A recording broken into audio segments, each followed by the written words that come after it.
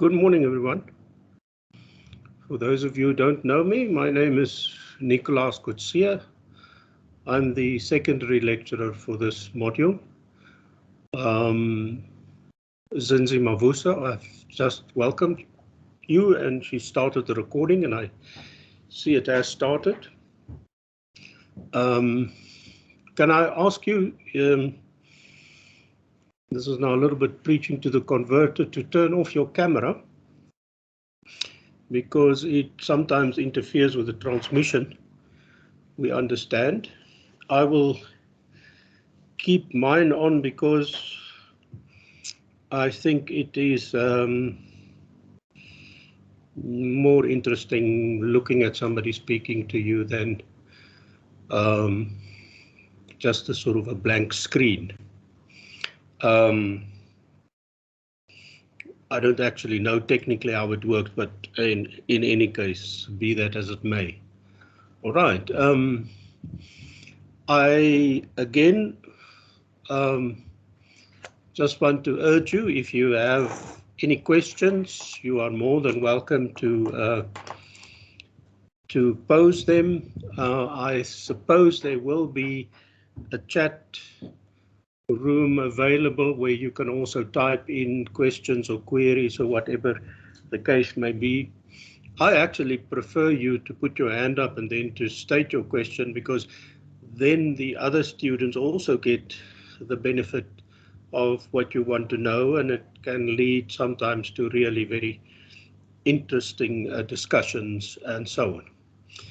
I see the number of students or the number of participants in this meeting is growing very healthily. It's at 30 now. So I'm very grateful for that. Okay. The purpose of this meeting is to get you started on exam preparation. The exam is still a fair way off, but it wouldn't be a bad idea for you if you can pick up on your reading and revise some of the things and reread the e-reserves, brush up on your understanding of the first study unit in the study guide, and so on and so on. So what I am saying, I guess, is that depending on the need and the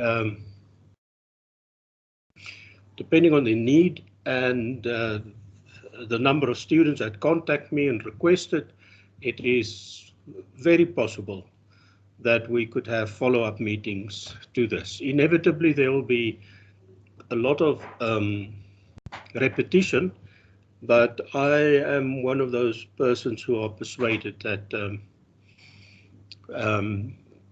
there are only a few ways one can actually learn things until you have a sufficient matrix of understanding, it's kind of a group or a frame of reference.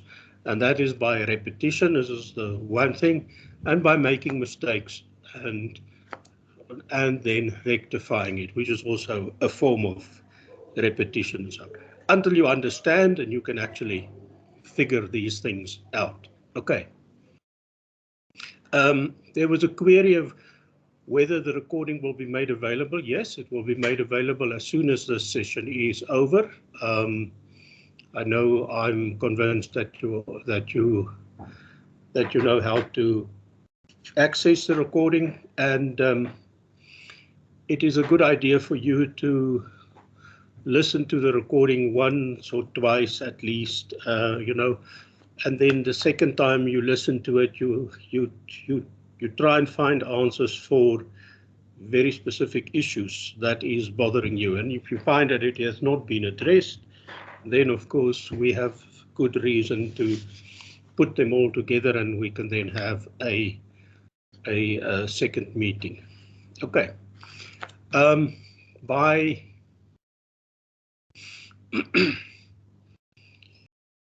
From the queries that we have received, I think many of you are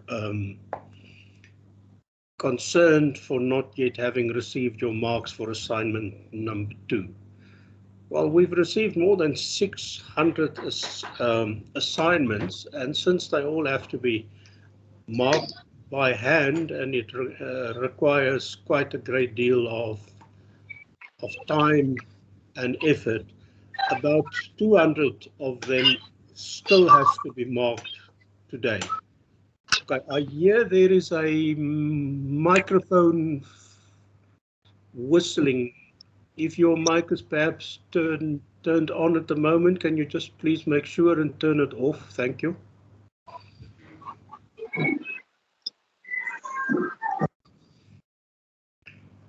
Okay. Sophie, I see that there was a blue ring around your circle. Do you want to say something? No. Okay, that's fine. Righto. Okay.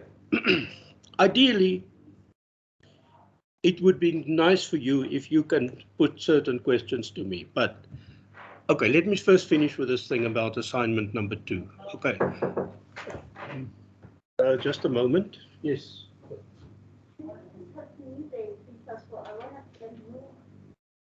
Look, I'm busy here, you know, really. Don't you want to ask the lady right in the corner there? Zinzi. Okay.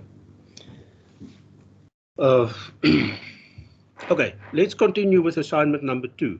We are 6 people who are marking the assignments, and therefore it is a fairly gradual process. Every day a couple get marked and so on and so on. So you should be, by the end of this month, have received your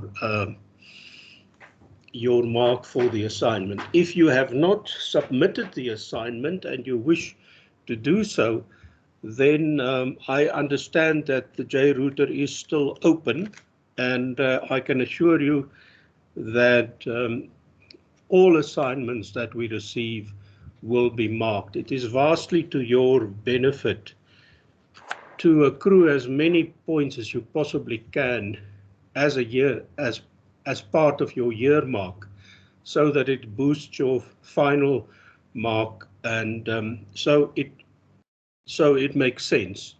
And for those of you who want to resubmit the assignment, there's more than enough time. The same applies. Okay, you can just let me know, and I'll keep a list of those who want to follow this option, and we'll take it from there. Okay. I don't know how long the session is going to be, because it's like fishing in a big pond.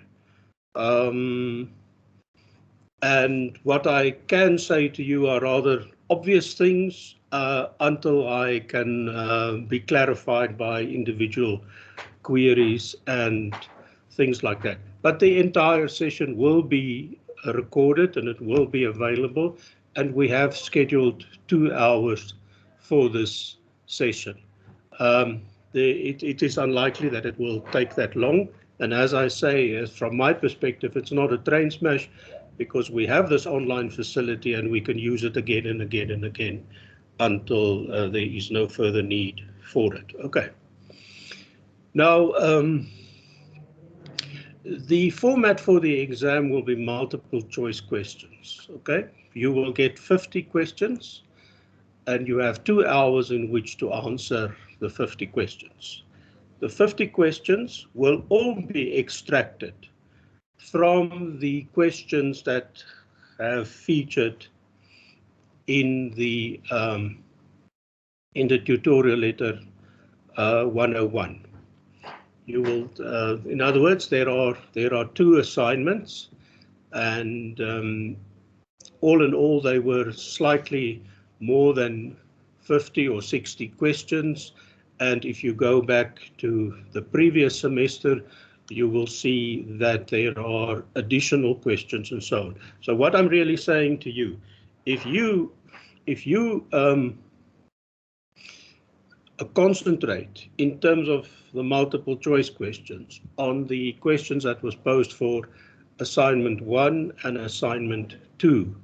You would, and go back previously, because that widens the pool just a little bit. You would be very, very well prepared for this.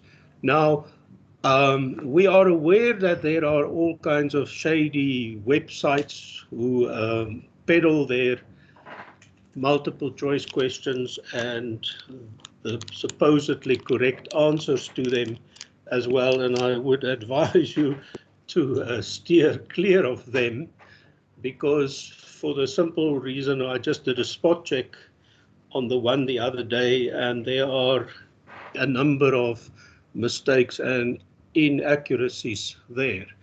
We will also, of course, on our side, just slightly tinker and tweak the questions so that they wouldn't be instantaneously recognizable, but some of them will, of course, be instantaneously recognizable. And that is really the gist of it. Okay, so again, like I said before, and there is a recording that explains to you the structure of the course. The structure of the course is we deal with under the heading of visual literacy, we deal with the issue of how to look at contemporary art. That is the study unit 1 in the study guide, okay? And it is really a how-to manual or a guide. It's not something that you have to learn or to know. It's something that you have to understand and then exercise or practice the application of it and so on. Those are the guidelines by Barrett, and it is a very helpful set of guidelines to keep in mind, simply because it sort of structures the way that you will look at an artwork and make sense of it. And once you do that, of course, you would be able to answer most of the questions, provided that you, of course, add the information that is available on the e-reserves. Okay. Then, in order to familiarize you a little bit more with art in the real world, we've of course concentrated on South African examples.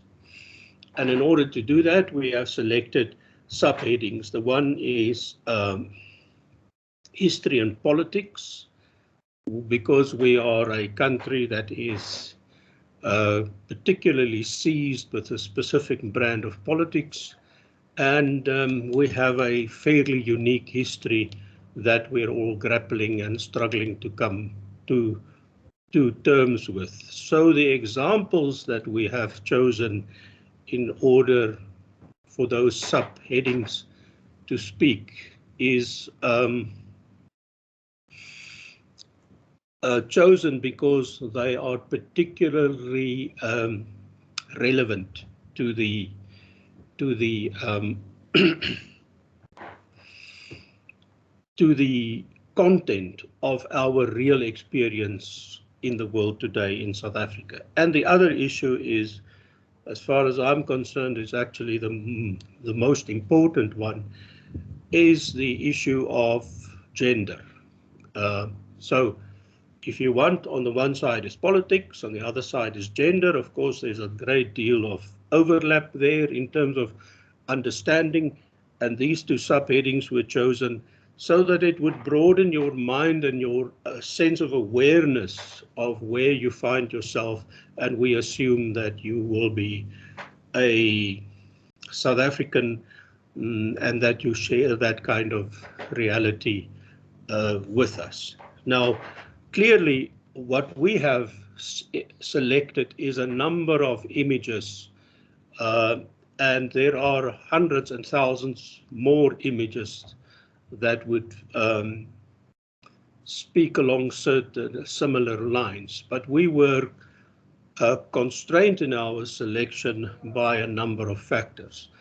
The one is that the artworks must be of a particular significance and importance, and go and look at the guideline of Barrett when he discusses what is importance and what is significance. And there is and then there is a what shall we say?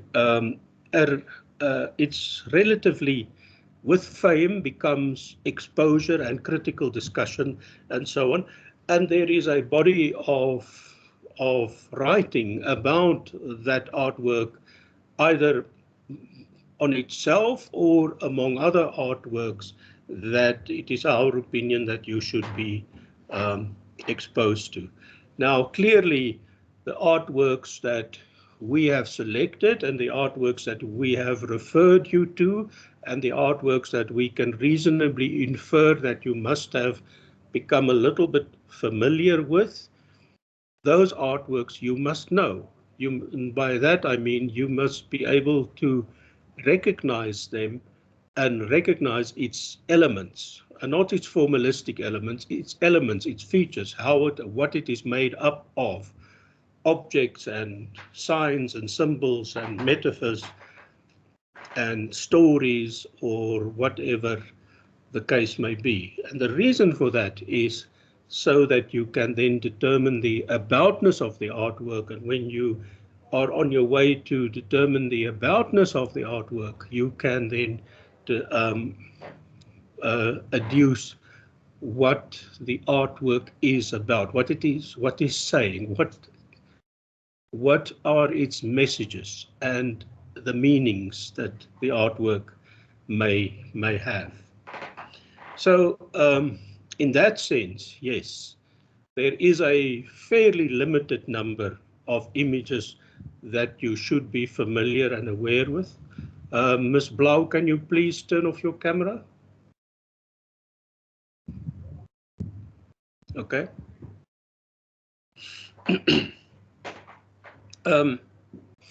So, yeah, but of course, it being multiple choice, you will not be required to insert that in an answer or so. But there may be a question that includes an image. I don't know. I'm not going to tell you either. And then you have to recognize it, of course. So theoretically, there can be a question like, do you recognize this image? Is it? And then the 4 options and so on and so on. Yes, for sure. Ms. Blau, please turn off your camera. Thank you.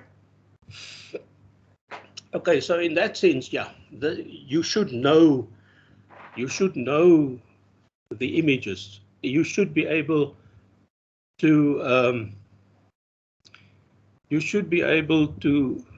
tell yourself what the image looked like. Okay.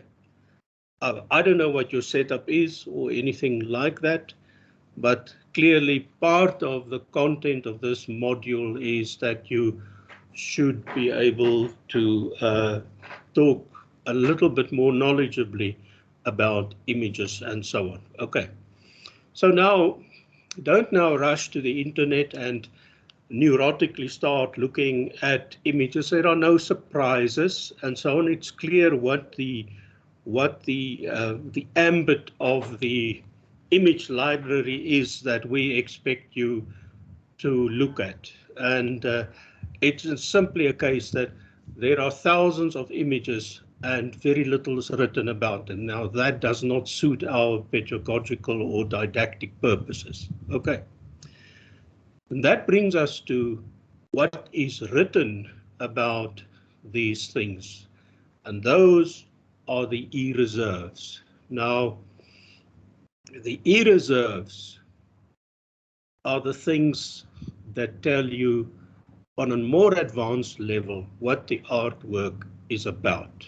Okay, so, and the e-reserves constitute, in our mind, the basic reading that you have to do in order for you to participate meaningfully in a discussion about those images. All right, so when we talk about Jane Alexander's The Butcher Boys, there are a number of articles that we've referred you to. The one is by Tenley Pick, which I think is a very good article. And the other one is a section of a book by John Peffer. And then there's a third article by a person with a surname of Mercer, Kobina Mercer. Mercer is a very famous cultural theorist. And if you read those articles, what you will learn from them is what informed opinion think the Butcher Boys is about. Now, this brings me to another interesting issue that I think you should understand because it's so fundamental. In a way, those e-reserves are the evidence that you will adduce and you will have to understand in order to make sense of those images. So any opinion that you read about or that you want to express yourself must be then based on evidence. Okay. Now, for your purposes and mine, you don't have to move outside those e-reserves in order to adduce evidence. Okay. And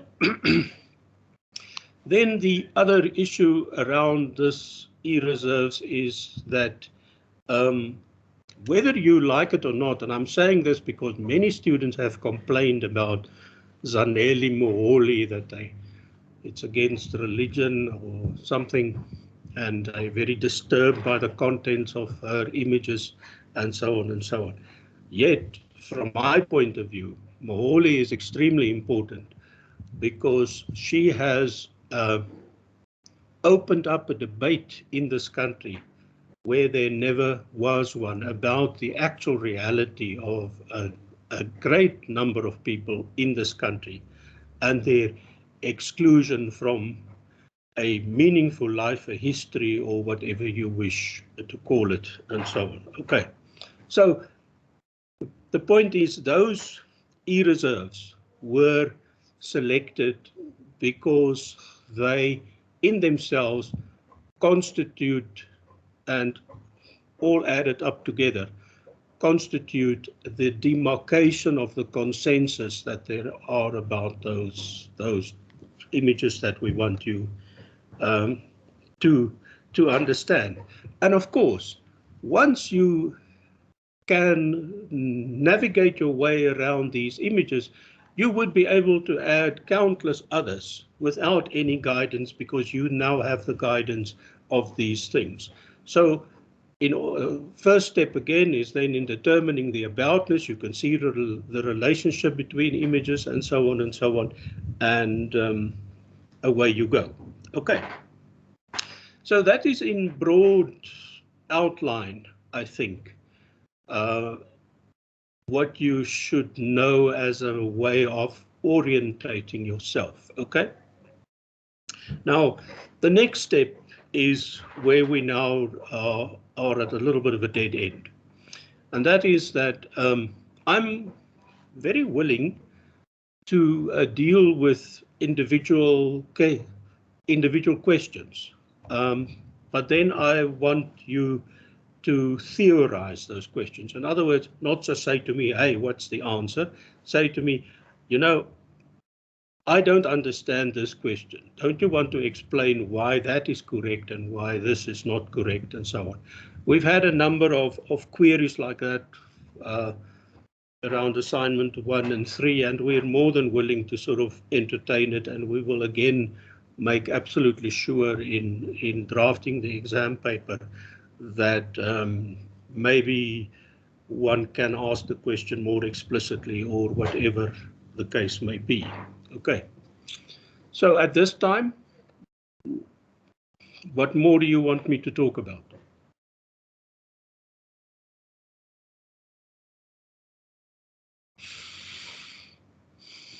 Okay.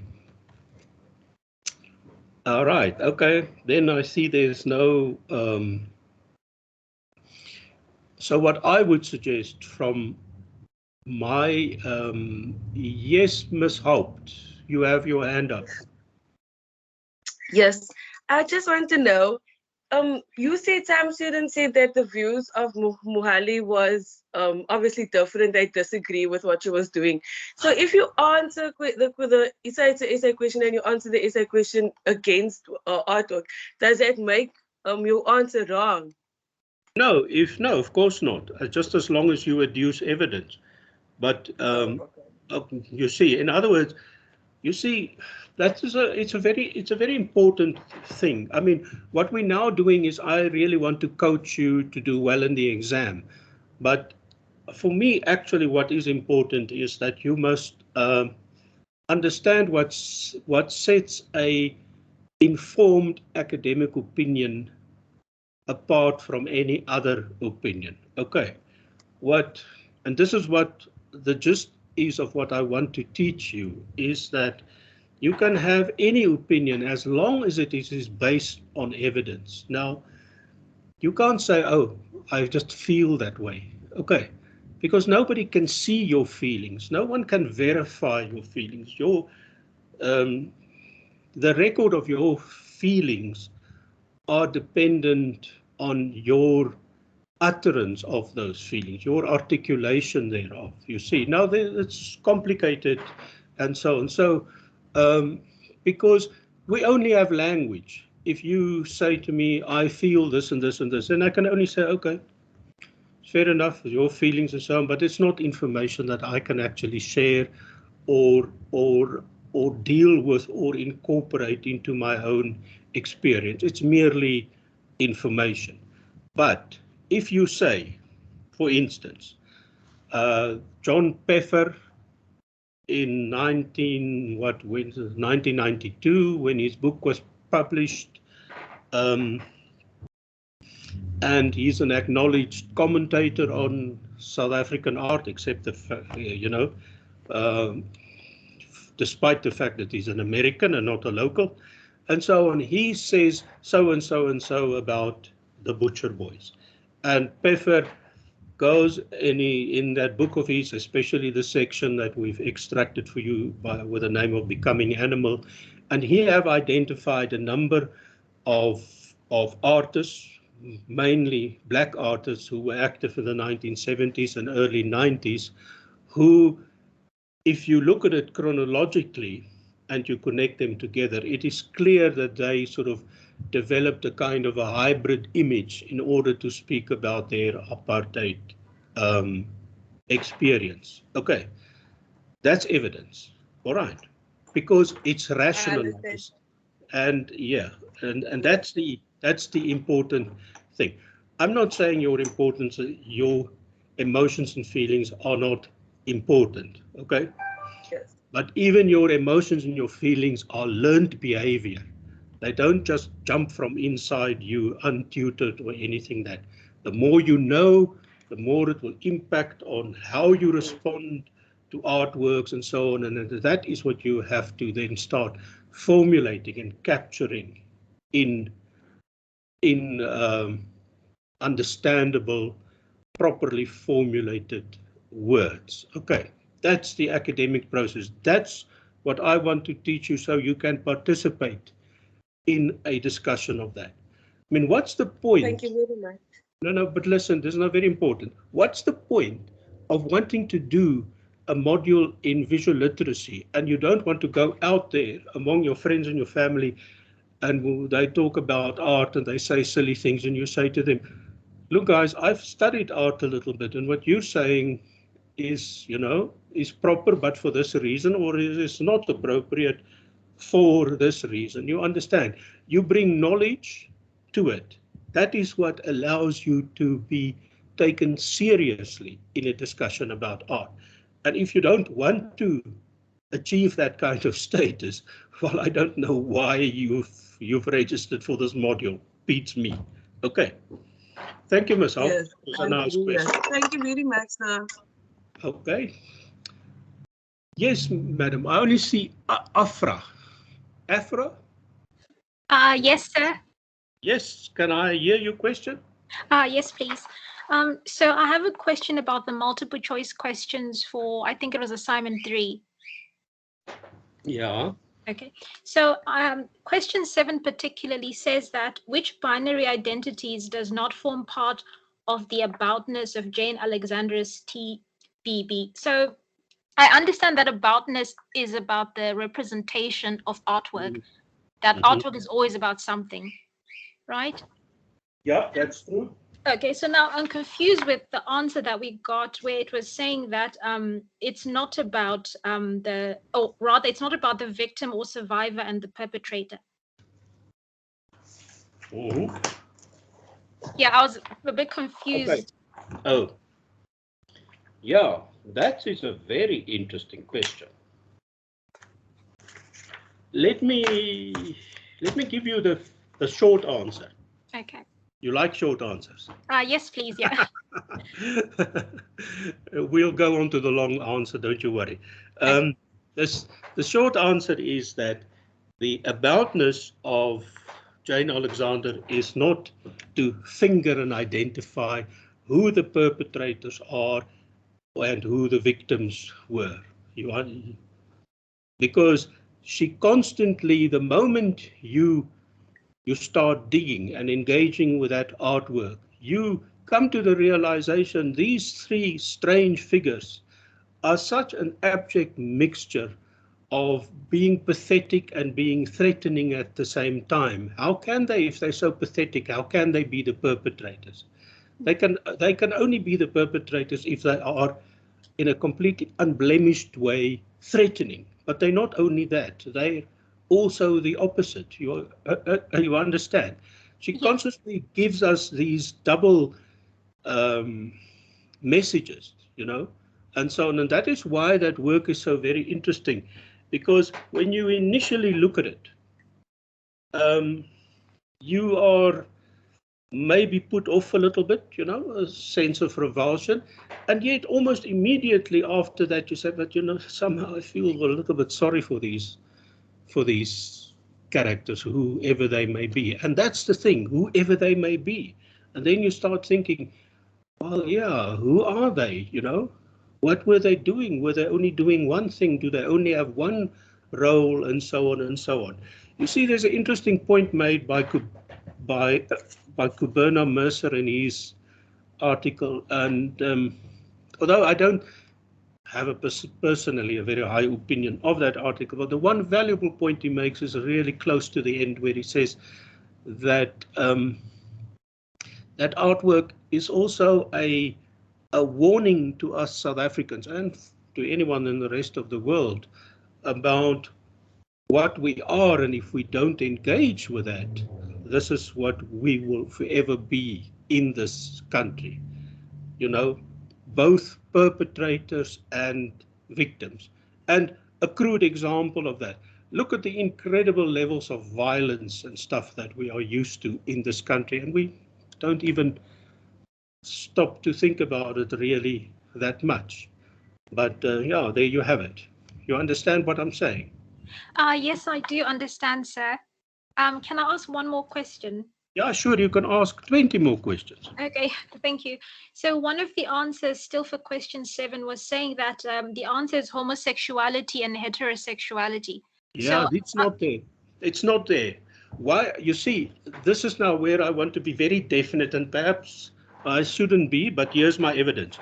The fact that she actually covers up the genitalia, to me, says, look, people, this is not about a naked body. You see, she had to counter the sign of the nudity, so that you, as the interpreter of that artwork, wouldn't then go from nudity to sexuality, which is the normal way we look at images in the world that we are. You understand?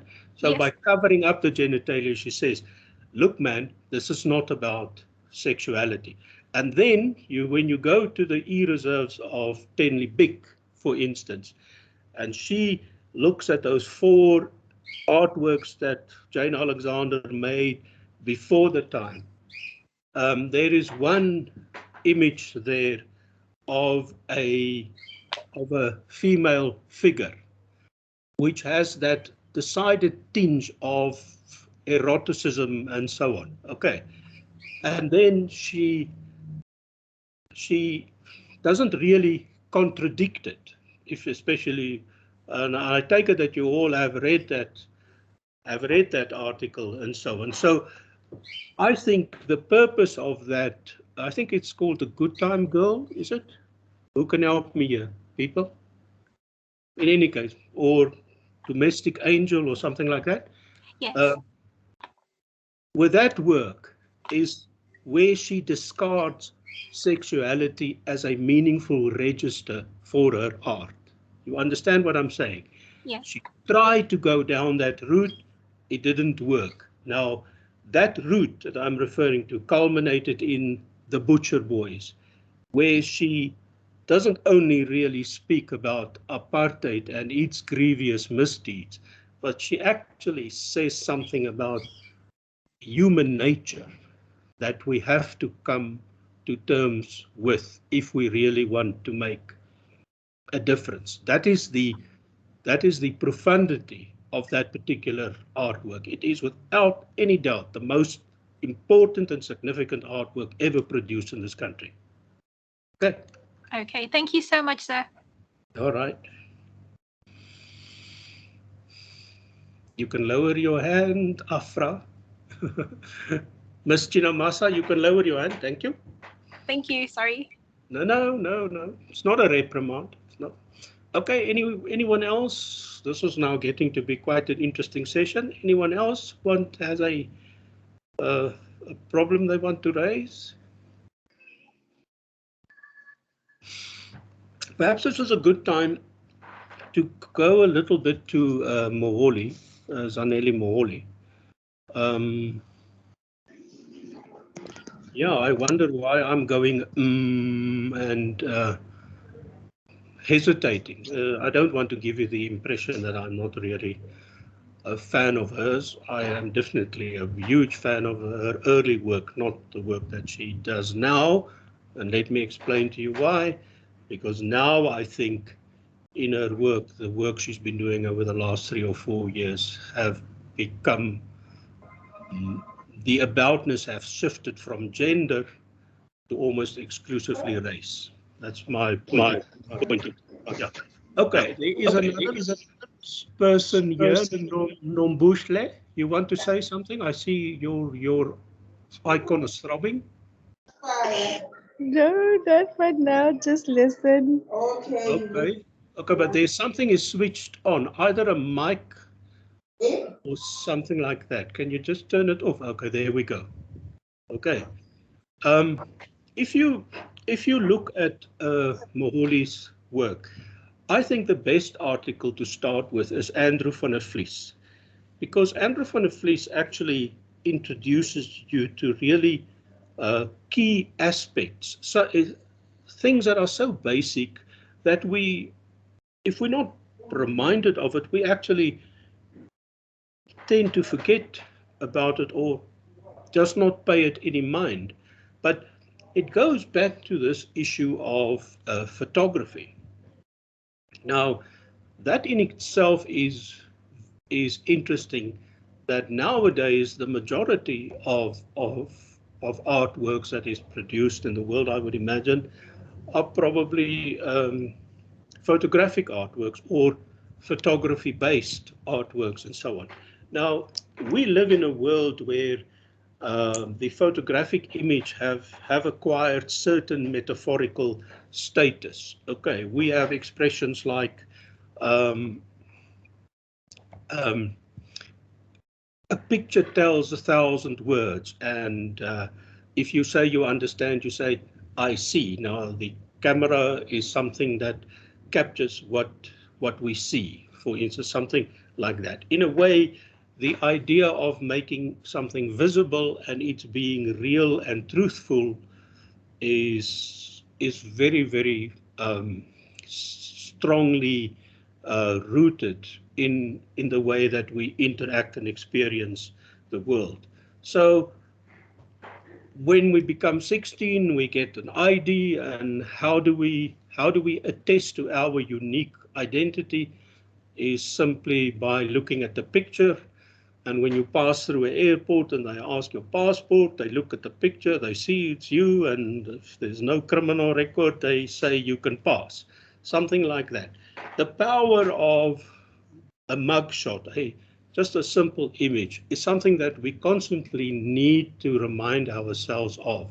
So when Moholi goes and she takes pictures of members of the LGBTIQ plus community, that's now the right acronym, okay?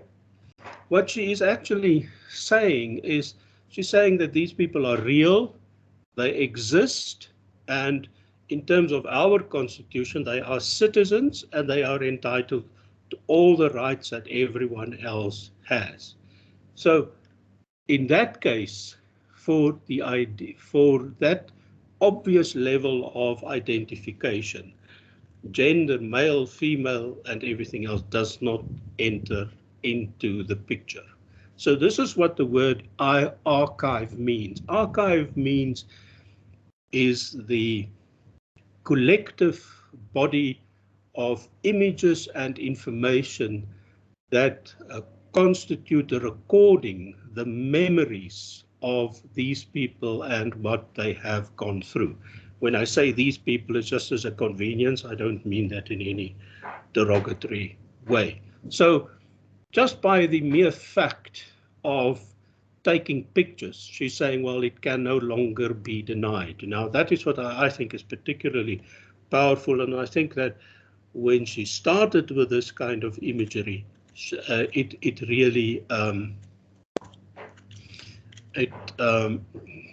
really was very powerful, because it reminded us of these very basic things. And this is part of what the academic is supposed to do, and this is what Van der Vlies did so well, is to articulate these things, to put it out there, to elicit some form of discussion, whether it's agreement or disagreement or whatever the case may be. And then when you go to the article by Gunkel, unfortunate surname I would say, but in any case, then she actually engages with actual images. And if you go and you read, you can analyze how she approached the image. She brings certain ideas and concepts to it. She incorporates her own, what shall we call it, sort of untested responses to it. She takes those responses, she let it interact with the ideas, and she come up with an interpretation of the image. Now, some of the earlier images of Moholi is very strongly narrative. In other words, they tell a story. Okay. And in that story, all its episodes, all its events, all its references and illusion, of course, constitute the aboutness. And that's the skill that you have to just practice for yourself. Okay. I've seen a message here that's still unsure about something about question 3 and 7 or something like that, assignment 3. Hello? Hello? Anyone around who's posed a question? It goes something like, I am still unclear, and then I had to concentrate on what I was saying. Yeah, Miss Chinamasa. Yes, hello. So I think I can clarify on the question she wrote in the chat box. That's the same question I was asking, that for question 3, the answer seems to say something, or it's asking the same question. Question 3 and question 7, they look very similar, but then the questions have different answers, even though they're asking practically the same thing. Yeah. Okay, we've semester 1, assignment 3, isn't it? Yes. Yeah, okay, 3. I've got question 3. To whom would Zanele Moholi's work be of utmost significance. Is that the one? No, for assignment 3, question 3 says, which binary identities does Jane Alexander's TBB deal with? Mm-hmm. Yeah, And- no, I'm looking for that one, and maybe I've got the wrong. Oh God, maybe I've got the wrong tutorial letter here in front of me. We had to draft so many, you know. Oh, dear. It's absolutely there. Yeah. Okay. Let's just make a note. What are the binaries? What are the binaries that are listed? We've just read them. Okay, so number 1, it's blackness and whiteness. Okay, black and white. Okay. Number 2, the oppressors and the oppressed. Yeah. Number 3, the victim or survivor and the perpetrator. Victim, perpetrator. Okay. And then number 4, all of the above. That's the confusion. Yes, and then question 7 is asking which binary identities does not form part of the aboutness of Jane Alexander's TBB. And then the answers are pretty much the same for 1, 2, 3, and then number 4 says homosexuality and heterosexuality. Yeah. Okay, I see. This is interesting. Yeah, no, I can see why you are a bit confused. Okay, remember the qualifying for number 7 is the not. Okay, now it is interesting because what I'm about to say is quite important, and I actually want you and I want to thank you because it is a question that very seldom actually arises. Okay, and that is hello.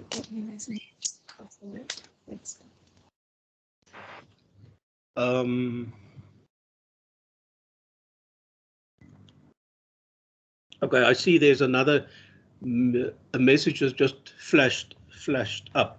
Okay, in terms of question 3, okay, clearly all of that is applicable for the simple reason if you cannot divorce any artwork that deals with apartheid in the broadest of terms from the issue of black and white. Okay, so it's racial register. But in terms of what I've said previously, Alexander then discards that because it's not in clear-cut lines, you understand? And it is the same with the oppressor and the victim and the perpetrator. In fact, number 2 and 3 are so close together, one can actually conflate the two. And that is why in question 3, number 4 would be not incorrect. You understand what I'm saying? Yes. Because although it doesn't deal extensively with race, there isn't a kind of a discourse that you can follow through your peregrinations of the work that will always register race as the aboutness. Yes, but race is there, but she's not talking about whites and blacks. She's talking about South Africans. See, there's a difference. Okay, one should be attuned to that kind of subtlety. You can differ with me. I'm just trying to rationalize how the question was actually formulated. Now, number 7, with the qualifying term not in there. Now, clearly, homosexuality and heterosexuality doesn't feature. Okay. She's not doing a moholi. You understand? Okay. Yes, sir. So for the sorry, sir. For the questions, it was saying that the answer was number 4. Oh, sorry. Excuse me. Sorry. Number 3. So on my multiple choice answers, it was saying question 7. The answer is number 3. That it doesn't feature, even though it does feature the victim and survivor and the perpetrator. Yeah, but okay. But when you say that, how does it feature?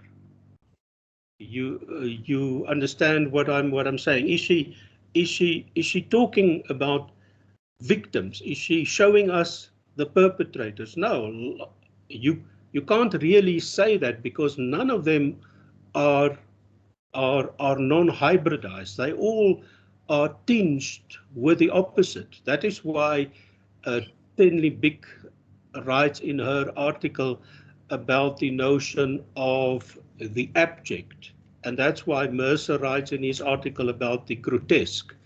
It says pretty much the same thing. And although Mercer now connects it to a kind of a colonial experience of the subaltern body, in other words, the subjugated subject, so to speak,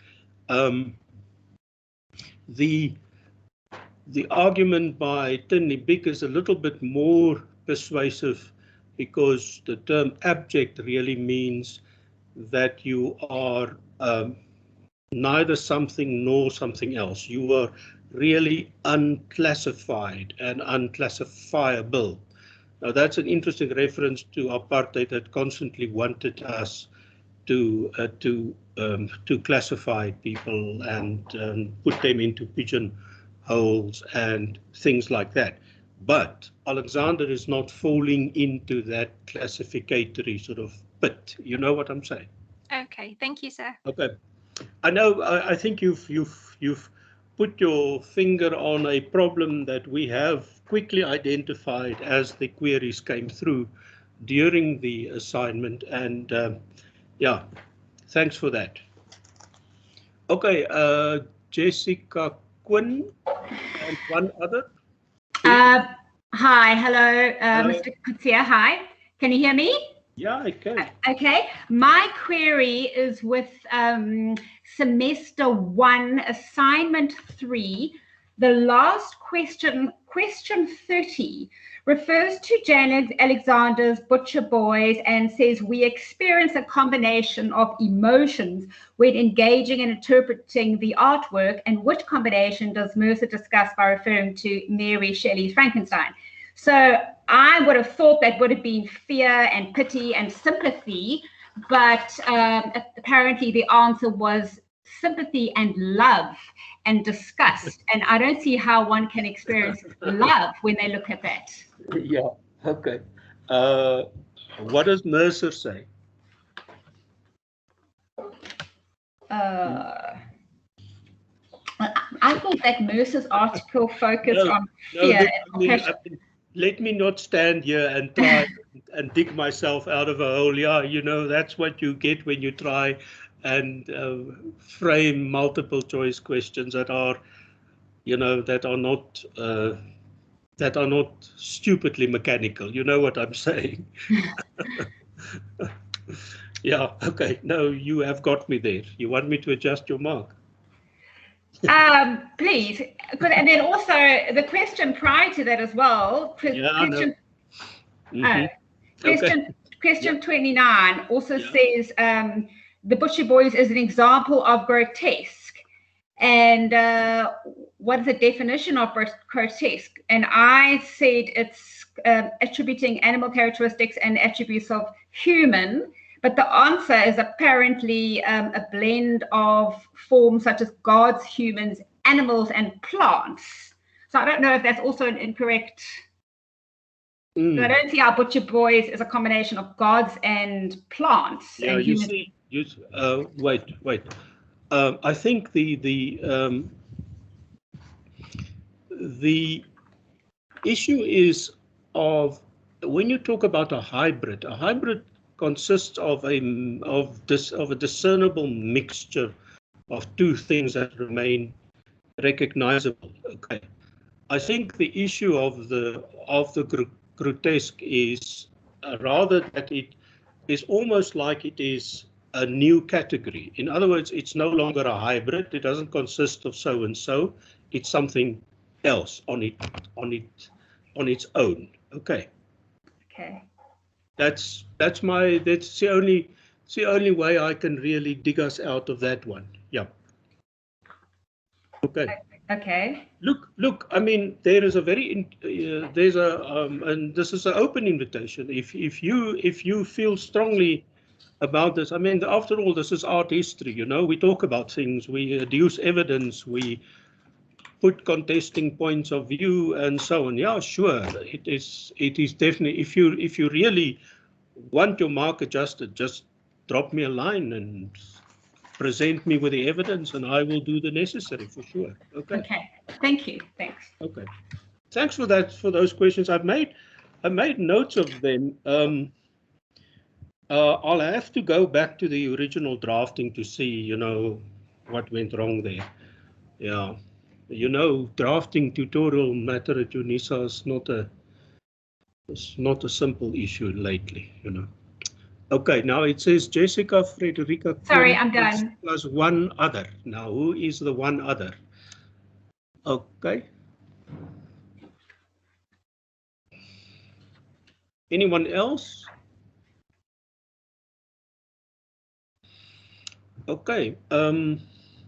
I think, you know what? I think this was so far a very interesting discussion, and if we can schedule another meeting, we actually go through the questions. All right.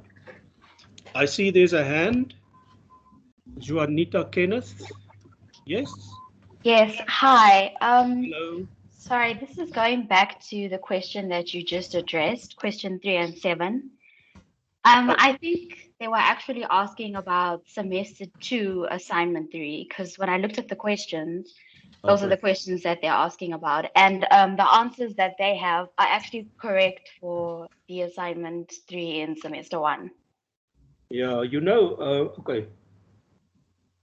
So let me just go to, God, I don't know. Oh, so semester 2. Okay, yeah, I think I've got the right question. Okay, I think I'm on the right one here. Let me just grab my spec so I can read.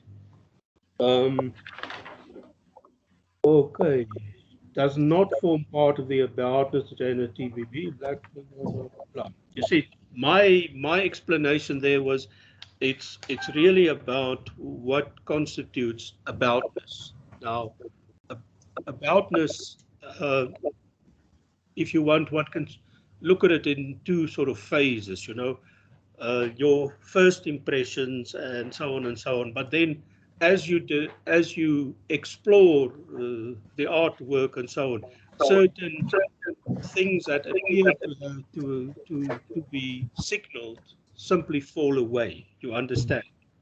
And that is, I think, where this question is problematic, because it really doesn't really prepare you for that kind of a distinction. Okay. Who did I just speak to now? You spoke to me. Juanita Kenneth. Yes. Are you a little bit more at peace with the situation? No, yes, I am. Actually, I was just pointing out that you were answering their questions for assignment 3 of semester 2. Okay. But yeah. The assignment was actually supposed to be for semester 1, which is why I think, yeah, they're confused. Thank you for that. I have now found the right place in my stack of papers here in front of me. Safia, you have your hand up? Hi, yes. Hello. Hi, thanks so much for having this lecture so far. It was extremely interesting. I just had two questions about the exams. Yeah. The first one is that UNISA sent out an email or notification to say that the exams would be open book. So I just wanted to confirm, how does that work? Does that apply for this module as well? Well, I guess it does, in the sense that I don't know that UNISA has the means to actually police whether you sit there among your books and your notes and things when you do this. You understand? But as I say, it's 50 questions and you've got 2 hours. I don't actually think you can, you know, if you don't know the material, you can actually look up the answers for all these questions in 2 hours. So yeah, I guess I'm asking more not like as you said, you would know the material, but maybe you come across two answers, which is what I experienced when I was doing the assignments, where two answers are very, very similar. Yeah. And then you just need like that confirmation to be like, okay, this is definitely the right one, Yeah. because there's like Yeah. a No, certain I mean, section that's different. all I can say, okay, but you had a second question? Okay, so and then also to mention, you said UNISA isn't going to be able to police us. I think we're supposed to be using the Invigilator app while we are doing the exam. So I'm also not Okay. sure how that works. Yeah, no. I also don't know how it Okay, works. I mean, it okay, was that's fine. like And no, then, I'm going to talk about this oh, Invigilator yes. app because it is the bane of my life. I want to crawl up. I don't know I don't know how I can put it strongly enough. But here is the good news, the way Mm-hmm, I understand it at the moment. Okay. mm-hmm, Now, UNISA being what it is, it may change its mind at mm-hmm, least another 10 times over the next 2 weeks. So, but in any case, at the present moment, here are the parameters. The Invigilator app is only relevant for exam sessions that is longer than 5 hours, okay?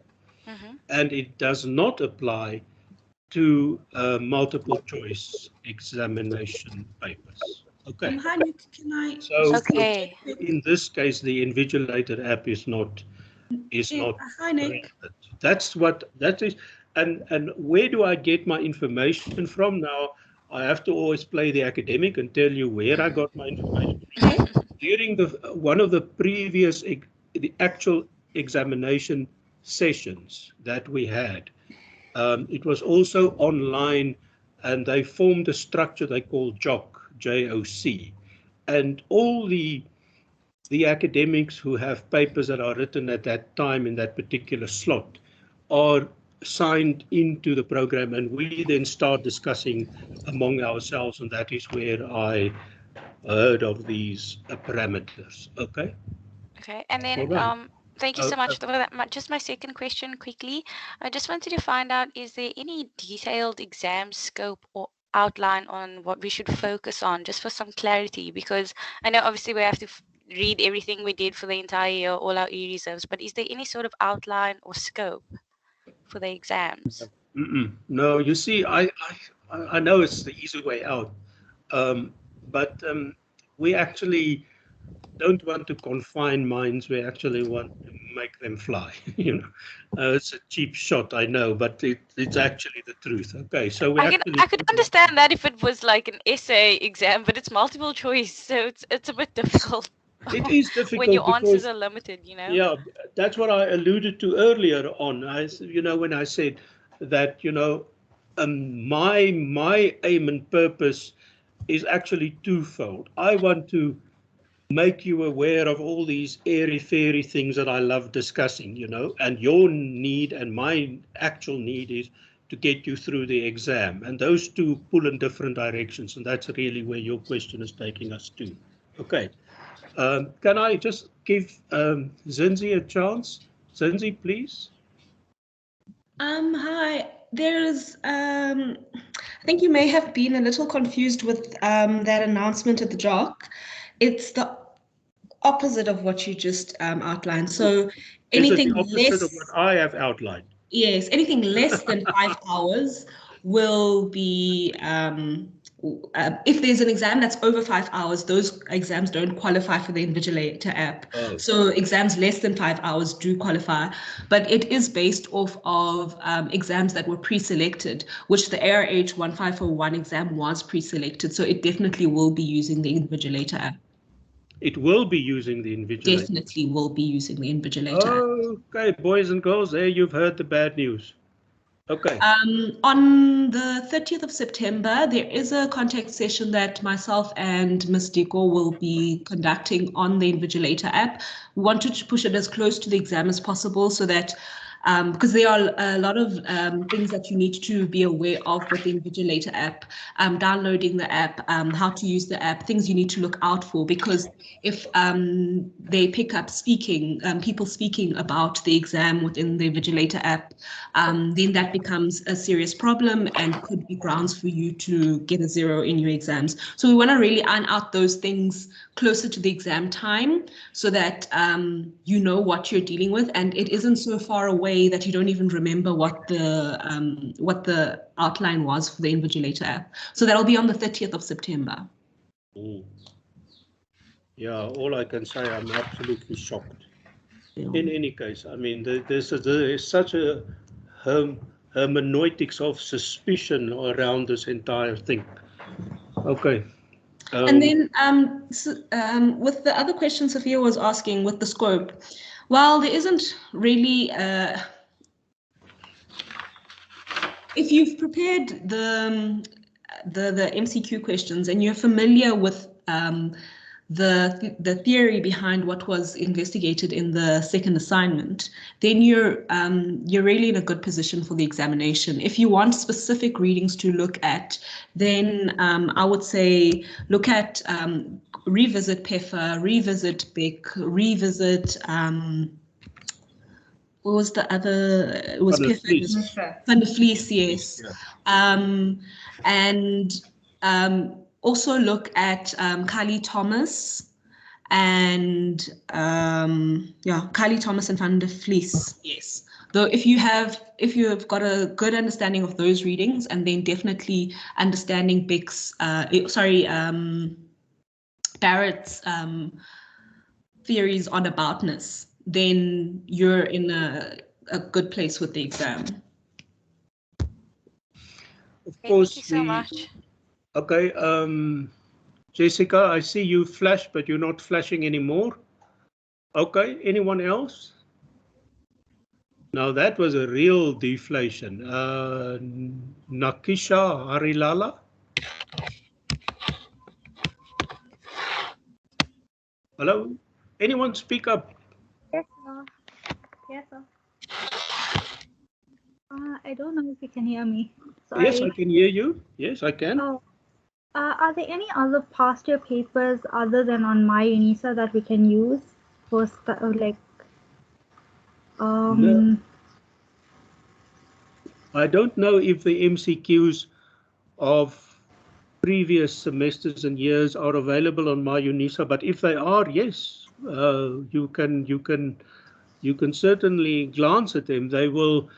They may not feature in the exam, but they will definitely add to your general knowledge. And that is what I think is very important, because sometimes one can actually argue the things out. You know what I'm saying? A process of elimination or whatever the case may be. I am not aware of any other repository of MCQ questions. That's what we usually use to compile the examination question paper with. Okay. Thank you, sir.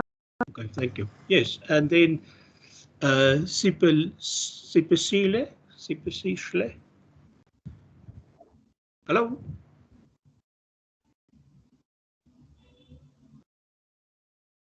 Leaving. Okay.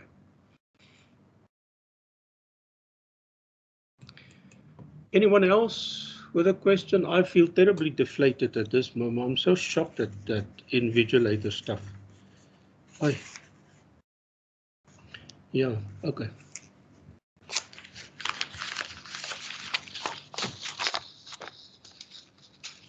Right, if there's no further questions, let me just repeat my invitation of earlier on. I've made 2 invitations, okay? If you contest your mark for the assignments, drop me a line, argue the point, tell me so I can make the adjustments and so on and so on.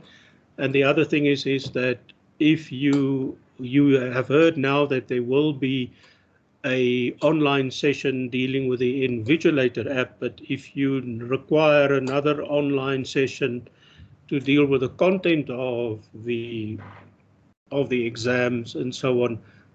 If I get enough requests for that, I'm more than willing to see to it that such an event be arranged. Okay, I've already have one, but you need to write me an email and say I want that. All right.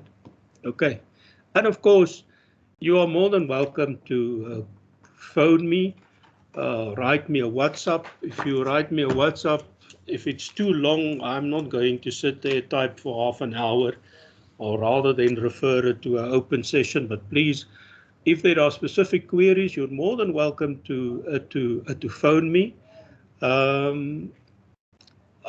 If I am available and so on, I will answer your call. It's not an issue. I don't mind. And yeah, it's better sometimes just to take a few minutes to deal with an inquiry than to leave it off for a while. And the same applies to you. I mean, if you have a problem and you can clearly define it, you know, try and settle it, and then you can move on from there. And yeah, it's better to do it like that. Okay. If I can jump in quickly. Yeah, sure. On the My UNISA site, there is a, on the ARH1501 module site, there's a tab with a link to all of the previous contact sessions.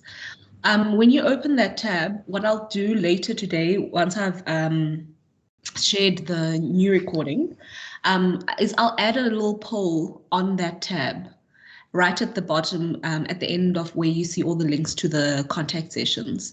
And people can specify whether they're interested in another contact session.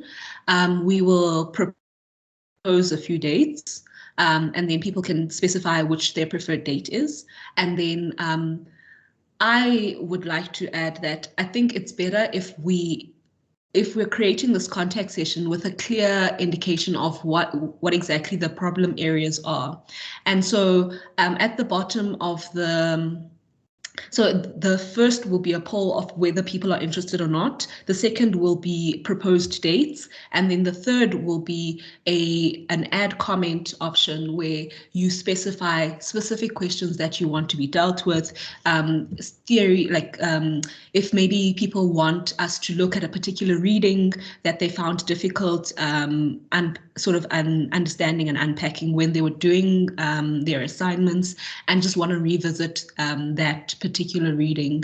That would be really helpful so that we aren't going into another contact session sort of blindly, and we're not giving you just random information, but information that's very specific to what your problem areas is. Okay. Thanks for that, Zinzi. All right. Okay, people, thank you for your time and for your attention, and best of luck. And let me at least wish you goodbye with a comforting message that we at this time in this department, we do not like failing students. We want our students to pass. Okay, so we are really very positively disposed, and you know, join us and come to the party, and let's have a nice throughput rate, and we're all happy. Okay, thank you for all your messages of well wishing and so on. I really do appreciate that. Thank you. Bye-bye.